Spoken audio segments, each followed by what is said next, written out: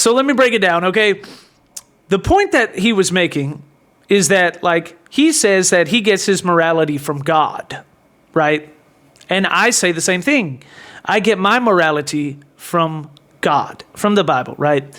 And the founding fathers agree with us. They get their morality from God, right? That's why we hold these rights to be self-evident that all men are created equal and endowed by their creator with certain inalienable rights. Right? So the point he was making, the point he was trying to make, is that without God and the Bible per se, as a grounded set of works towards morality, there is no way to define rights, right? He was saying that without God, that there's no objective way to say what is right and what is wrong. And what he was trying to prove essentially is that the liberal, the left wing, the far leftists, they don't have any morality. They don't have a grounding base for what is right or what is wrong, which is why they can, quote unquote, be gender fluid or whatever it is. And they can not just gender fluid, but fluid in all their opinions all the time around the clock. And why they can say that they're against gay marriage in 2008 with Barack Obama and Hillary Clinton, and then 10 years later become the biggest pro-gay activists on the face of the earth, and never get called out for it because they're fluid and they're progressive, and that just means they have the excuse to change their stance anytime they feel like on a dime and not get in trouble for it. And that conservatives don't do that, right? That's pretty much what he was saying. He was saying that my morality based in God and the Bible, just like the founding fathers with the Constitution and the whole idea that this country was built on in the first place, is unchangeable and therefore is reliable. So you know that we know what we believe and we don't believe what we believe, right? But you don't have such a thing. And really the argument that he was making is that you, in your worldview of a liberal, it would be impossible for morality to exist because you don't have anything to pull it from. And then she would say things like, well, natural law and like all these theories about rights and stuff like that. And what he was trying to say is, see, the problem with all those theories is that they're only grounded in the preference of the human being that stated them, right? So those people have those theories. Basically, this is what he's trying to say, right? The thing she was trying to pretend not to understand. And what it is it's saying this, okay?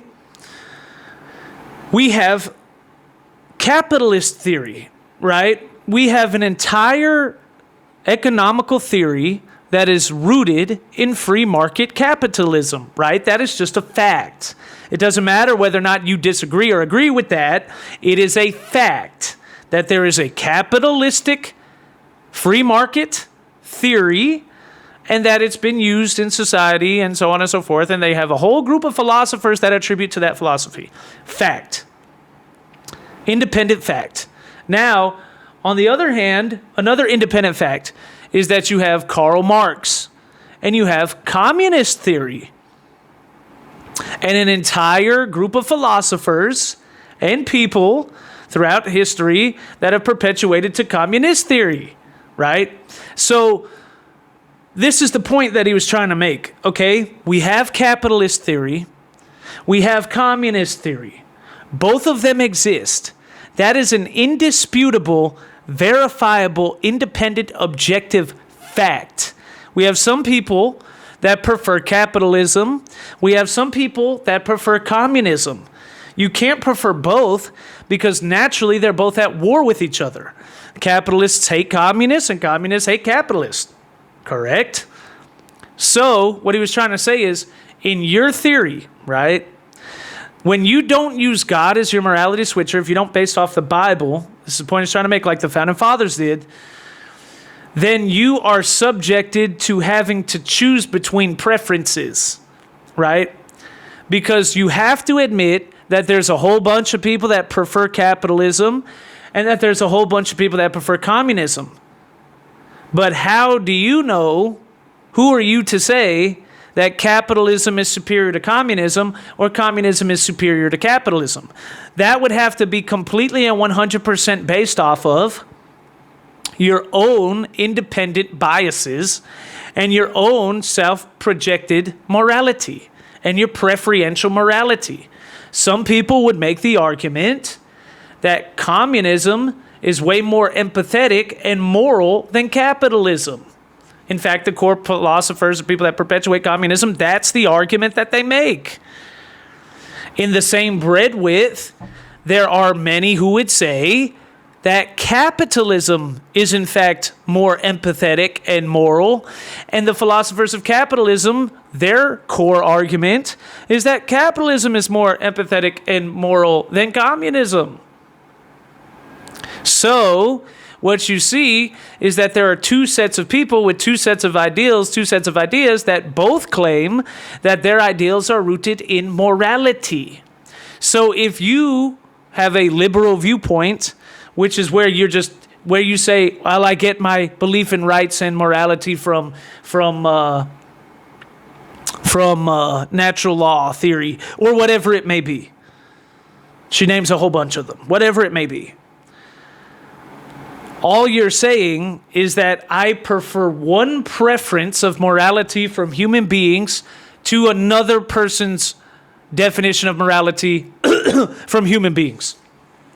That's all you're saying. And that's the point he's trying to make. And the reason why that matters is because he's saying the reason why that matters is because if you live like that, where it's just perpetuated preferential morality, and it's not coming from anyone outside of any moral authority, God, then what you're saying is, how are you to tell that slavery wasn't wrong, right? That's basically what he said. She said, and then, she tries to whammy him and tries to viral clip him and doesn't want to get into the actual debate and tries to sit there and, act like she's stupid, like she's retarded, and she doesn't know what he's talking about. What? Are you advocating for slavery right now, Andrew? Like, what are you doing? What are you even talking about, mate? Like, come on now. You didn't actually believe that's what he advocated for. You wouldn't even be on the show debating him, right? No, what it actually is that he was trying to make the point that at one point in time, the majority didn't see slavery as such a problem. Not just in America, but in the whole world, in all of human civilization. They didn't see it as such a big deal. And if you have preferential morality, then you would have stated that it's probably not a big deal either. Unless you had a different preferential morality, then you would say that it was.